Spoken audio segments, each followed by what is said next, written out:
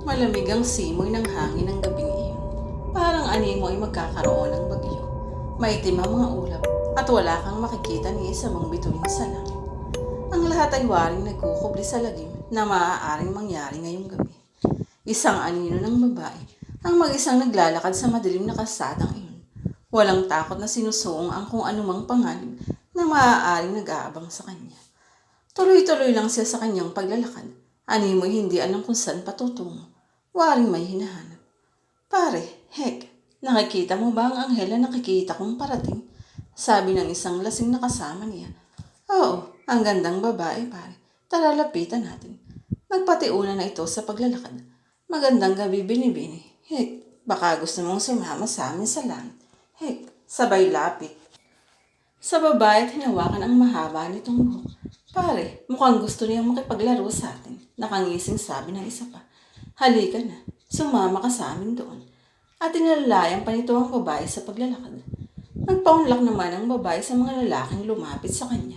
Walang mababakas na takot na maaaring mangyari sa kanya. Sumunod lang siya kung saan siya ituro ng mga ito.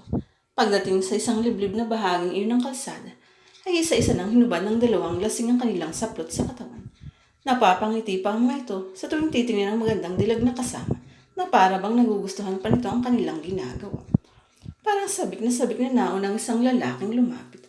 Una itong humalik sa kanyang leeg, papunta sa kanyang mga labi. Noon naman ay sunod na ang isa pang lalaki na pumwesto naman sa kanyang likuran. Isa-isa na ring inalis ang kanyang kasuotan. Napatigil na lang ang dalawa nang tuluyang masilayan ang kagandahan ng kabuuan nito. Lalo lang silang nanggigil at natakam sa putahing nakaain sa kanilang harapan. Itinuloy ng isang lalaki ang paghalik sa kanyang mga labi, habang ang lalaki na nasa kanyang likuran ay pinaglaruan ng kaumbukan ng kanyang dibdib. Aray, napaatras na sabi ng lalaking kani-kanina lamang ay humahalik sa kanyang mga labi. Pare, nagdurugo ang mga labi mo. Ang sakit na mga kamay ko. Noon ay napaatras na rin ng lalaking kanina lamang ay nakasapo sa dibdib ng babae. Ano tong nangyayari sa atin? Unting-unting gumapang ang paninigas sa mga kamay ng lalaki sa kanyang mga braso, sa leeg at sa kanyang katawan.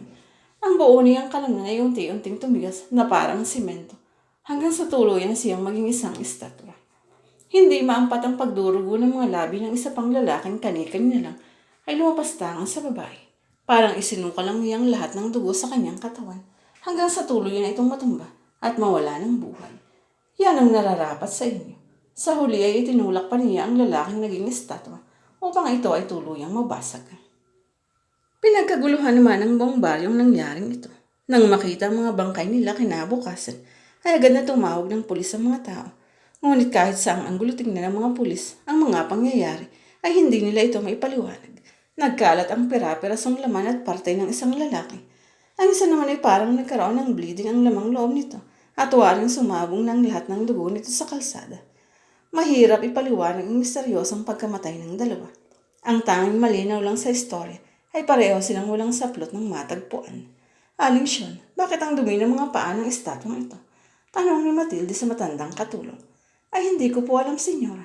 Aba, baka naglakad sa labas at naghanap ng lalaki sa sobrang pagkainip. Hala, linisin niyo yan. Ayokong may marukami kahit ano dito sa bahay ko. Nagmamadali namang sumunod ang matanda sa utos sa kanya. Bagya pa siya nagtaka kung bakit nga nagkagano ng mga paa at laylayan ng damit ng estatwa nang namayapang doon. Ngunit ang mas lalong ipinagtaka ng matanda ay ang bahid ng dugo sa laylayan ng damit nito. Parang sariwa pa. Saan kaya nito nakuha ang dugong ito? Sabay talikod ng matanda sa estatwa. Isang pares naman ng mga mata ang nakatanaw sa estatwa ngayon. Si Iwan. Kumbinsido siyang may sa milagro ang estatwa. Hindi niya lang maintindihan ano. Kung paano ipahihiwatig ang mga panaginip niya tungkol sa nakaraang gabi. Hanggang ngayon hindi pa rin malinaw ang lahat. Senyorito, nagkakagulo doon sa kabilang kalye. May dalawang lalaki ang pinatay. Nagkalat ang mga bangkay tapos ang isa, parang sumuko ng dugo kaya namatay. Halos sinahabol pa ng hiningang pagbabalita ng kanilang hardinero. Lalo lamang nagduda si Ivan sa balitang ito. Parang nahahalin tulad sa kanyang panaginip. Malinaw na may gustong iparating sa kanya ang estatwa. Ngunit totoo nga kaya ang kanyang hinala. Tunay nga kaya nagiging tao ang estatwa ang kanyang kaharap. Ngunit bakit? Anong pakay nito? Mahirap ipaliwanag. Ngunit alam niyang may misteryong itinatago ang estatwang ito. At iyon ang dapat niyang malaman. Ang lahat ay may kuro-kuro sa kung sino ba ang pumatay sa dalawang lalaki noong nakaraang gabi. Sabi ng iba ay mga kainuman din daw o kaya may atraso raw sa babae kaya pareho silang natagpo ang walang saplot. Ngunit kahit na ang mga pulis ay nahihirapang makahanap ng testigo o kahit anumang ebidensya na magtutukoy kung sino ba talaga ang salarin, ang naturang krimen ay nanatili pa rin isang misteryo. Malalim na ang gabi ngunit hindi pa rin makatulog si Ivan. Naiisip pa rin niya ang posibilidad na tama ang hinala niya sa estatwang iyon. Pero paano ito mangyayari? Isa lamang itong estatwa. Bumangon siya sa kanyang kama at lumabas ng kwarto. Pagbukas pa lang niya ng pinto, ay kitang-kita na niya ang estatwang tinutukoy. Unti-unti siyang lumapit dito. Ano ba talagang hiwagang meron ka? Bulong niya sa estatwa. Unti-unti niyang sinipat ang kamuan nito. Wala naman siyang makitang kakaiba. Walang makina o kahit anumang instrumentong pwedeng masabing dahilan kung paano ito waring nabubuhay sa gabi.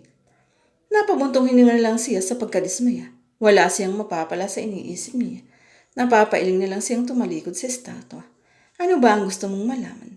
Malambing na tinig ng isang babae. Nakaramdam ng takot si Ivan sa narinig. Noon ay nag-iisa siya sa sala at sa pagkakaalam niya ay tulog na ang lahat ng kanyang kasama sa bahay. Dahan-dahan niyang nilingon ang pinanggalingan ng boses. Laking gulat niya nang hindi na nakatayo sa kanyang estante ang estatwa. Pagka sa ilang hakbang lang layo nito sa kanya. Sino ka? Paanong? Sabay atras niya pala rito. Ako si Isabel. Napakaganda ng babaeng nasa kanyang harapan. Malapor sila ng maputing kutis nito. Maitim ang mahaba nitong buhok. Mapupula ang mga labi at malamlam ang mga mata. Ngunit ang higit na nakakapagbubuhay ng dugo na Ivan ay ang taglay nitong alindog. Napakaganda ng hubong ng katawan ng kaharap. Unti-unting lumapit ang babae sa kanya habang hinahawi ang ilang hibla ng buhok na nakaharang sa mga mata nito. Hinawakan nito ang kanyang mga palad at tinangay papunta sa dibdib nito. Parang napasok si Ivan nang mahawakan niya ito.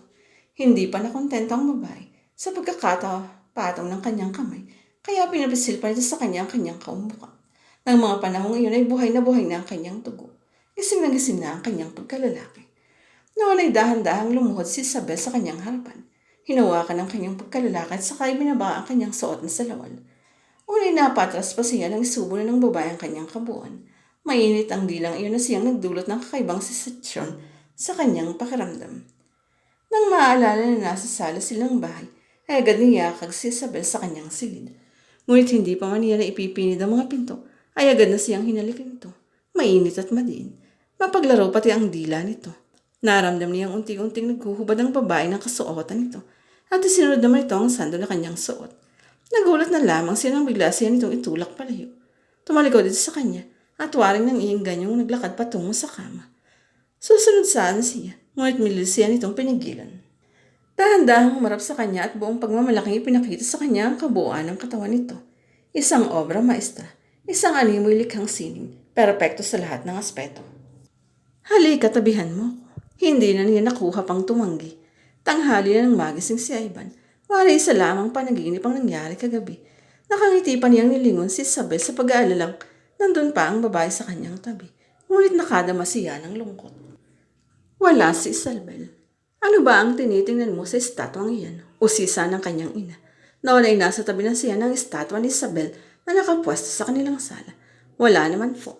Para kasing gusto kong ilagay sa kwarto ko ang estatwa at pagkaralan kung paano mag-ukit. Hindi ka naman interesado sa pag-ukit dati . Sa bagay may iba pa akong nakitang porsilanang bangadon sa bodega na maaari kong ipapanhik upang mapakinabangan. Sige, bahala ka kung gusto mong ilagay yan sa iyong kwarto. Sabay talikod nito sa kanya. Nabahira ng mahiwagang ngiti ang mga labi ni Ivan sa pagpayag na iyon ng ina. Makakasama na niya si Isabel sa araw-araw. Makakatabi niya nito sa bawat gabi niya dito sa mission. Hindi mapawi ni Ivan ang pagkakatitig sa estatwang nasa kanyang harapan. Waring naghihintay sa dalagang kanyang sinisinta. 12:00 na ng hating gabi. Sa pagtunog ng orasan, ay unti-unting nagliwanag ang estatwa. Napatakip man siya sa kanyang mga mata, ay naaninag pa rin niya ang pagkabuhay ng babaeng kanina pa niya hinihintay, Isabel. At sa haba ng gabi, ay muli na naman lang pinagsaluhan ang